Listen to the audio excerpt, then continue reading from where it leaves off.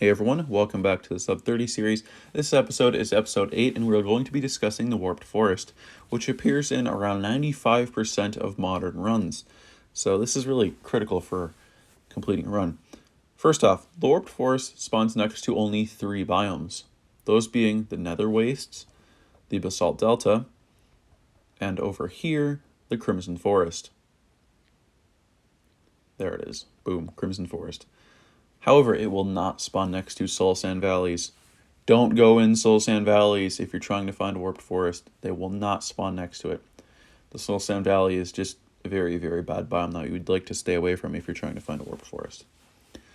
So now you found a Warped Forest. Awesome. But what are we looking to do here, right? What are we looking for? Well, you'd like to get far enough away from any other biome so that mobs like this zombie pigment up here don't spawn, because you want all the potential Endermen possible. So you'd like to go, as you see here, far enough into the warped that nothing else will spawn. A good rule of thumb is about 60 blocks from either any other biome or a fortress or a bastion, so that you can have all of the maximum Enderman spawns.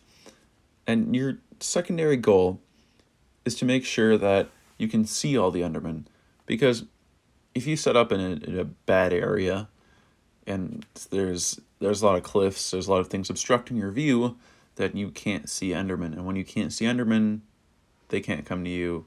You can't kill them. So your goal here is to be able to see as many Endermen as possible. Like over here, there's a whole bunch of trees, right? You probably will not want to set up in here because there's so many things obstructing your view that you're not going to get the maximum Enderman spawns possible. However, there are quite a few Endermen around here, so maybe cutting down a tree and kind of setting up in there wouldn't be too bad of an idea. However, again, those obstructions are bad. Another thing that's bad is other levels. So if you were to set up right down here, this wouldn't be good, because you'd have this other level up here where Endermen would be spawning and you couldn't see them. You don't want that. You want all the Endermen as possible to be down here, so that you can see them, so that they can teleport closer to you. So you want to be far enough away from other biomes, you want no obstructions, and you want it to be more flat so that you can, again, be able to see all these Endermen. So right in here is a pretty good idea. It's rather flat. There's not a whole lot of obstructions here. Sure, there's some trees, but there's not a whole lot of them. The further the trees are away from you, the less they matter. So right in here is perfect. And once you've found the spot where you'd like to set up the Enderman umbrella, this little design here I find to be the best design. It's very simple. It's just the very standard Enderman umbrella. Once you have all this set up, you can begin looking at Enderman, and as long as you're kind of standing toward the middle of this center block, you can just jump and easily critical hit these Endermen until they all perish. Ha ha ha ha ha.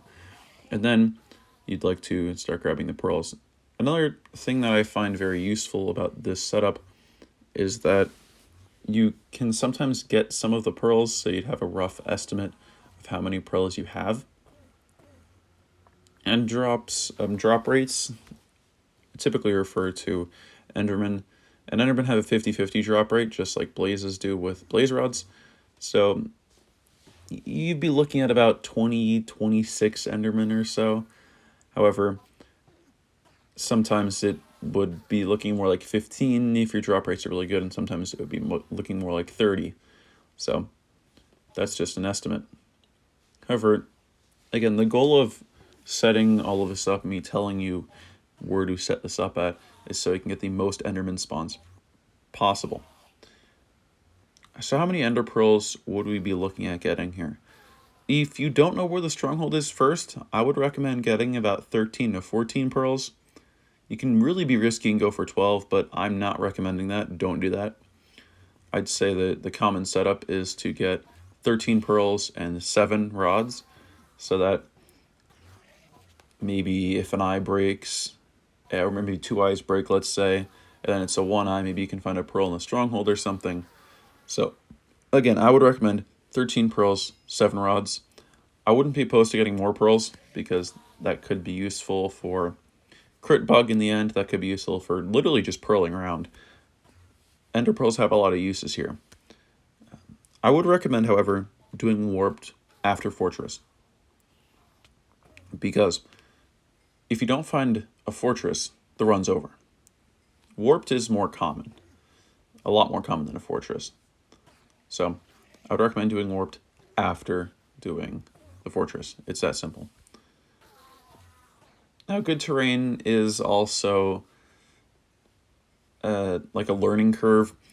You're not gonna like pick this up instantly, so just look around for good terrain. Maybe plant yourself, like fly around a creative world, plant yourself somewhere in survival. Do this little setup and farm some Enderman. Ideally, this would take you around 2.5 minutes. Sometimes, if the warped is really good, and your spawns are, really good as well, and then your drop rates are really good, this can even take you less than 2 minutes. However, here, my spawns are not the best, and my drop rates are not good. So this does end up taking me significantly longer. But you see here the strategies I'm using. We're looking at multiple Endermen at a time, sometimes even during the waves of stabbing them with the sword, we're looking around at some other ones. So here we have a whole lot of Endermen, and my drop rates have been mediocre, not the best here, but now they start to pick up, and I'm getting a whole lot of pearls. And if you get like this and Enderman starts to attack you as you're trying to get out, just go back in and finish up and taking them all down. Now here I end up with 16. That's a lot more than necessary. However, again, you can use those pearls for a whole lot of things.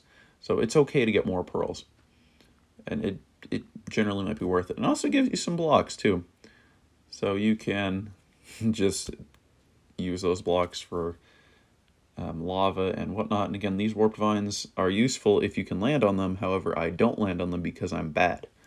So, but now you can run around, and if you got more pearls like I did, you can use them to throw at maybe back home toward the home portal or something like that. You can also block clutch like I do here to a bastion, which we'll get into on the next episode. So with that, goodbye everyone. I'll see you on episode 9.